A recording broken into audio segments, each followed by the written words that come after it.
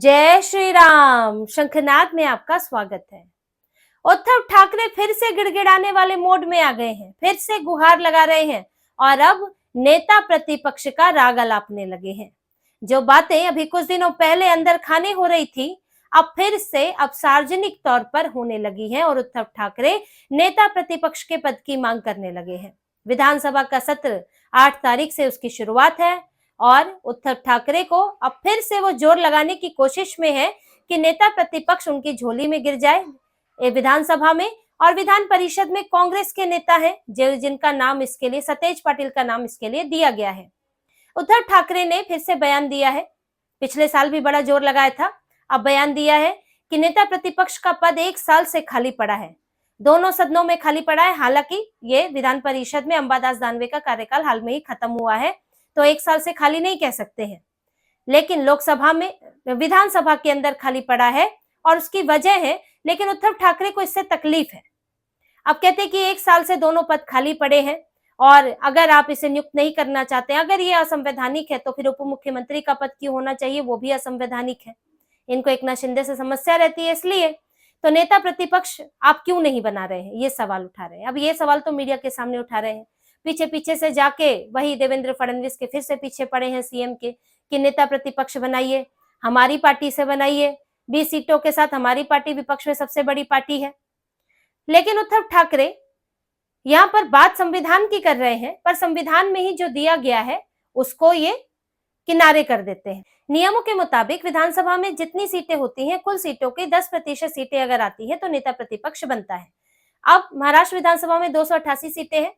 अब इसका 10% अगर 28 सीटें, 288 का अगर 28 सीटें भी आपकी आई होती तो भी आपका नेता प्रतिपक्ष बनाया जा सकता था, लेकिन किसी भी पार्टी को नेता प्रतिपक्ष के बराबर सीटें नहीं आई।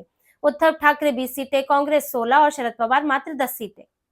अब नेता प्रतिपक्ष गठबंधन का नहीं होता है, नेता प्रतिपक्ष पार्टी की तरफ से होता है, उसको बाकी स्वीकार करते हैं, वो अलग बात है। लेकिन जो पार्टी सबसे ज्यादा सीटें लाई होती है विपक्ष में, सबसे ज्यादा नहीं, उसके पास कम से कम 10% होना चाहिए, उससे ऊपर कितना भी हो उतना लाती है तो उसको नेता प्रतिपक्ष अपने आप बना दिया जाता है। आपको ऐसे गुहार लगाने की जरूरत नहीं पड़ती है। लेकिन अगर किसी के पास संख्या है ही नहीं तो कहां से बनेंगे। अब उद्धव ठाकरे इसी जुगाड़ में है कि बना दे, हमें तो भाई गठबंधन का बना दे। पहले तो कांग्रेस भी इनके साथ नहीं थी, शरद पवार भी पिछली बार साथ नहीं थे और अब भी बड़ा मुश्किल है। लेकिन इन्होंने विधान परिषद के लिए कांग्रेस के उम्मीदवार पे हामी भर दी है, सतेज पाटिल पे, तो इन्होंने यहाँ साठगांठ कर ली कि हमको भी विधानसभा में दे दीजिए। लेकिन कैसे मिलेगा आपको, यहाँ पर आपके में से किसी के पास भी 10% सीटें नहीं है। और रही बात आप संविधान की बात करते हैं, तो पहली बार ऐसा नहीं है कि नेता प्रतिपक्ष नहीं है। 5 साल पूरा चल जाता है नेता प्रतिपक्ष के बिना, अगर सीटें नहीं होती नियमों के मुताबिक। जैसे कि पिछली बार लोकसभा में कांग्रेस के पास सीटें नहीं थी तो नेता प्रतिपक्ष नहीं बना, अपनी पार्टी का नेता बनाएंगे, विधायक दल का नेता, वो एक अलग बात है। इससे पहले भी हो चुका है, राजीव गांधी के समय भी हो चुका है, नेता प्रतिपक्ष था ही नहीं, क्योंकि विपक्ष के पास उतनी सीटें थी ही नहीं कि नेता प्रतिपक्ष बनाया जा सके। आखिर उसके लिए भी तो एक नियम है, आपको उतना तो कम से कम लाना पड़ेगा कि आपको नेता प्रतिपक्ष यानी कि कैबिनेट मिनिस्टर का दर्जा मिले। ये चाहते हैं कि आपको उतनी लोगों ने सीटें दी ही नहीं, कम से कम विपक्ष में भी आपको उतनी सीटें मिली हो कि कई लोगों ने आपको इतना चुना हो। आखिर विपक्ष को भी सीटें लोग ही देते हैं, जनता देती है भारत की, तो इतना प्रतिशत जनता ने आपको चुना हो तब तो आपको नेता प्रतिपक्ष भी बनाया जा सकता है। आपको तो विपक्ष के लायक भी जनता ने नहीं छोड़ा। यहाँ बात आप इससे समझिए कि उससे कम सीटें आने का मतलब है कि जनता आपको विपक्ष भी नहीं मानती है, आपको नगण्य मानती है, फिर भी आप पीछे पड़े हैं कि नेता प्रतिपक्ष दिया जाए। क्यों चाहिए नेता प्रतिपक्ष में? क्योंकि उससे मिलता है कैबिनेट मिनिस्टर का दर्जा, उससे मिलती है सुविधाएं, उससे थोड़ा कद बढ़ जाता है और आपको लिए अखबारों में लिखा जा सकता है नेता प्रतिपक्ष, नेता प्रतिपक्ष। आपके बयानों के साथ नेता प्रतिपक्ष जुड़ सकता है, लगता है कि जैसे सबका नेतृत्व कर रहे हैं और जो सुविधाएं आती हैं वो तो है ही। तो अब उद्धव ठाकरे की नजर इसी पर है कि ये मिल जाए तो मेरे बेटे का कुछ भला हो जाए, तो बेटा जो है कुछ चर्चा में आ जाए। ऐसे तो कुछ हो नहीं पा रहा है, मेरा नेतृत्व ऐसा है, बेटे का और भी गया गुजरा है, तो इसलिए पीछे पड़े हैं। हालांकि अभी भास्कर जाधव का नाम ले रहे हैं कि भास्कर जाधव का हमने पिछली बार भी नाम उनका आगे बढ़ाया था और इस बार भी हम उनका नाम आगे बढ़ा रहे हैं कि हमारी तरफ से पहले ही एक नेता बताया गया है।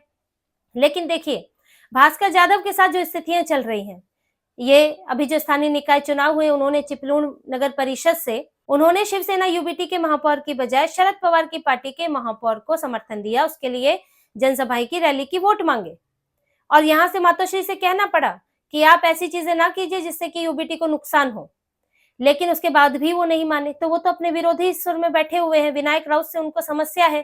पिछली बार भी वो एकनाथ शिंदे की पार्टी में जाने को लगभग तैयार थे। उद्धव ठाकरे ने हाथ पैर जोड़कर रोका और उनका नाम नेता प्रतिपक्ष के लिए दिया, जबकि इससे पहले वो अपने बेटे का नाम देना चाह रहे थे, आदित्य ठाकरे का। भास्कर जाधव का नाम दिया गया, लेकिन नेता प्रतिपक्ष आप बना ही नहीं सकते हैं, तो आप ये लॉलीपॉप दिखाकर करेंगे क्या? भास्कर जाधव 1 साल इसी लॉलीपॉप को पकड़कर बैठे रहे। अब वो कह रहे हैं कि मुझे ही सोचना होगा कि मुझे क्या करना है। तो यहाँ पर भास्कर जाधव को लेकर भी कोई पक्का नहीं है कि वो इनके नेता प्रतिपक्ष बनने तक अगर बनता है तो इनकी पार्टी में रह जाए। फिर उद्धव ठाकरे के लिए भी नहीं है कि उद्धव ठाकरे हो सकता है अभी भास्कर जाधव को रोकने की बात कर रहे हैं, क्योंकि उन्हें पता है कि बनना बहुत मुश्किल है। लेकिन मैं ये दिखा दूं अपनी पार्टी में कि देखो, मैं नेता प्रतिपक्ष के लिए भी अपने बेटे को नहीं बढ़ा रहा हूँ, दूसरे नेता को बढ़ा रहा हूँ। और लेकिन अगर वाकई कल को बनने की बात आ जाए तो हो सकता है भास्कर जाधव को किनारा करके आदित्य ठाकरे को ले आए, क्योंकि लगता नहीं है उद्धव ठाकरे इतना बड़ा त्याग करेंगे। और उनका जो लक्ष्य है वो बीएमसी तक है। बीएमसी के बाद अगला चुनाव तो आएगा 4 साल बाद, उसके बाद तब वो देखेंगे, उसके बीच में कोई ऐसे चुनाव है नहीं। तो बीएमसी तक वो इन नेताओं को अपने पास रखना चाहते हैं, इसीलिए बार बार ये बात करते हैं और भास्कर जाधव का नाम आगे बढ़ा रहे हैं। बीएमसी निकल जाएगा तो उसके बाद भास्कर जाधव भी गायब और सीधे आदित्य ठाकरे आएंगे। वो उन्हीं को बनाने वाले, अपने बेटे को वो आगे नेतृत्व देना चाहते हैं। जितनी भी पार्टी उनके पास बची है, अगर भास्कर जाधव को देंगे तो वो जो नेता बागी हुआ पड़ा है वो और बड़ा हो जाएगा। तो ऐसा मुश्किल है कि उद्धव ठाकरे करेंगे। उनकी कोशिश अपने बेटे के लिए ही है लगभग, और इसके लिए वो अब सीएम फडणवीस के पीछे पड़े हुए हैं। बार बार ये मांग कर रहे हैं, अब तो खुला बयान दे रहे हैं। और अब कल को विधानसभा सत्र जब शुरू हुई है तो उसमें ये जाकर मुलाकात करेंगे। पहले भी गुलदस्ते लेकर जा रहे थे, अब भी लेकर जाएंगे देवेंद्र फडणवीस के पास कि भाई बना दीजिए मेरे बेटे को। अभी भास्कर जाधव का नाम है, लेकिन कल को जिसका भी नाम ये आगे बढ़ाएंगे तो हमारी पार्टी से नेता प्रतिपक्ष बना दीजिए और यहाँ पर कांग्रेस से बना दीजिए। सीएम फडणवीस बार बार कह चुके हैं कि नियमों के मुताबिक ये सही नहीं है, और फिर फैसला स्पीकर भी करेंगे।